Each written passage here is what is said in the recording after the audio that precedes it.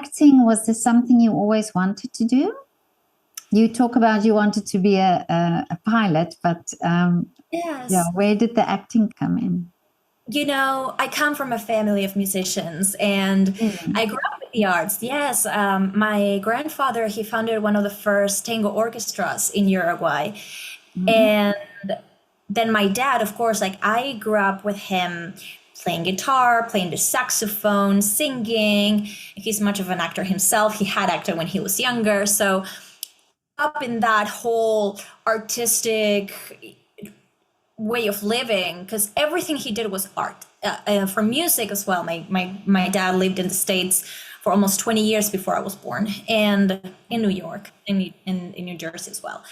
And I had always acted. I still have videos of me as a child. Really? Just, yeah, I do. And it's hilarious. It's, I don't know, like my mom would have to give me soup and I didn't want to drink it, but then they would put it in like a baby bottle and I would drink it, but I would know. So I would just like eye them and little things Oh, like that, like yeah. a lot of skits that I would do without knowing. And then as I started getting older, I realized that I needed an outlet.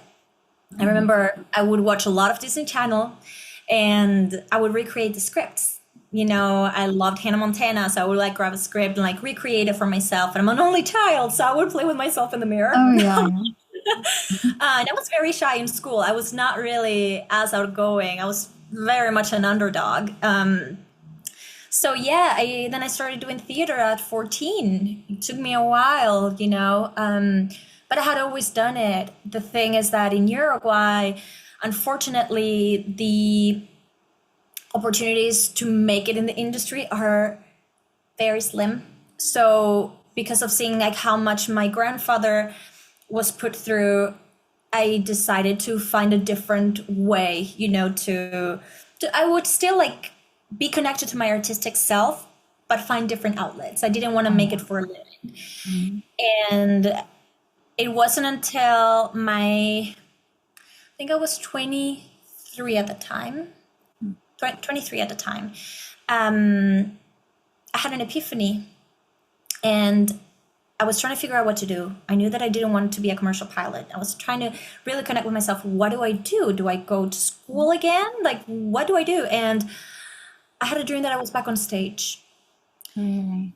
And I remember waking up and I said, I'm going to be an actress.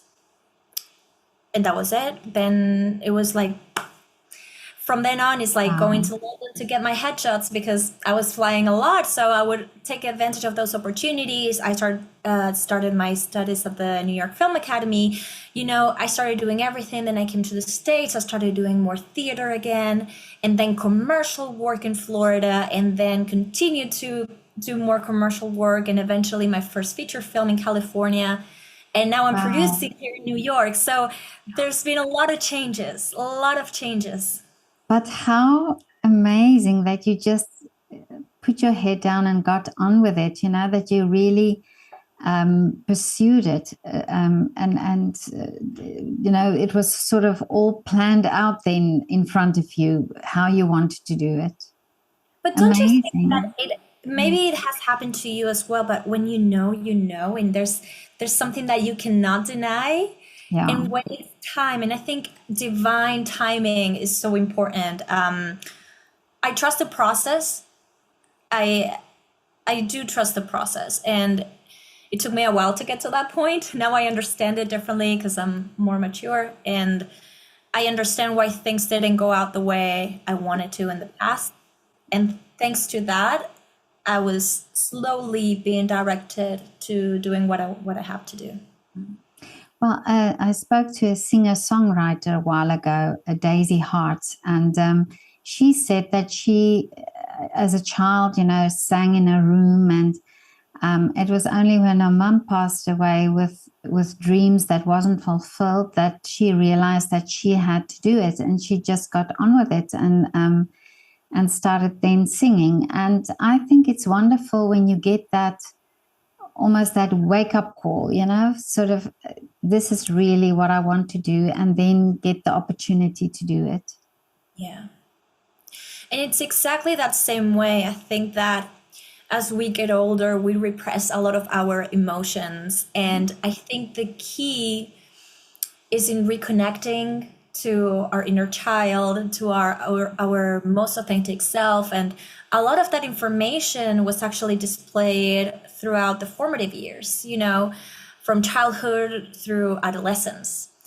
And even then, you get a lot of people, again, just telling you or advising you, okay, what do you want to do with your life? What career do you want to follow? Do you plan to have kids? Where do you want to live? All these questions, and you don't know yourself enough, so you don't have enough answers. And I think that as time goes by, you're also able to gain a little bit more authority and accountability for what you want without relying or without needing the acceptance of, you know, the people around you who love you and most likely want the best for you, right? But I think listening to oneself is definitely what's going to set you free. But as a big city like New York and a you know, a country like America, you know, it's known for the film industry and for you know, Hollywood and all that. But it must be also quite difficult to get into the industry, you know, to get yourself out there, and you have to be confident and you have to be strong-willed and thick-skinned and all those things. Have you had that experience that you really had to just go for it? Yeah, I did. I think I have ever since I started.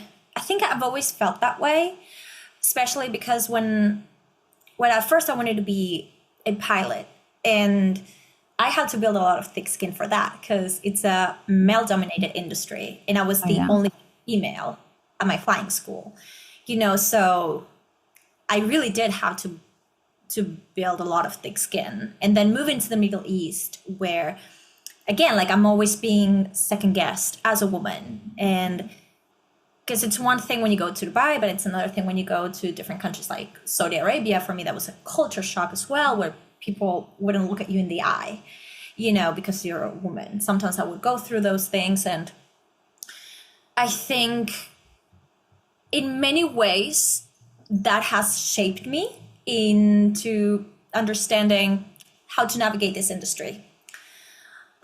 Because there's a lot of bias around it. There's a lot of people who will, you know, assume, okay, you're an actress, like, okay, like it's a lot of fun, and it's a lot of work. And a lot of people do not see how much work it is, because you do that behind the scenes. You do that with your acting training, with your voice training, dance training if you are a trifecta, you know, like a triple threat. But you do that through workshops. You always have to be attuned to what, you know, what's happening in the industry, what kind of sitcoms are being released, who are the people involved, who are the casting directors that might be in your network. And aside from the business side of acting, the personal and the craft itself requires that you as a person understand how to fulfill your potential with what makes you different.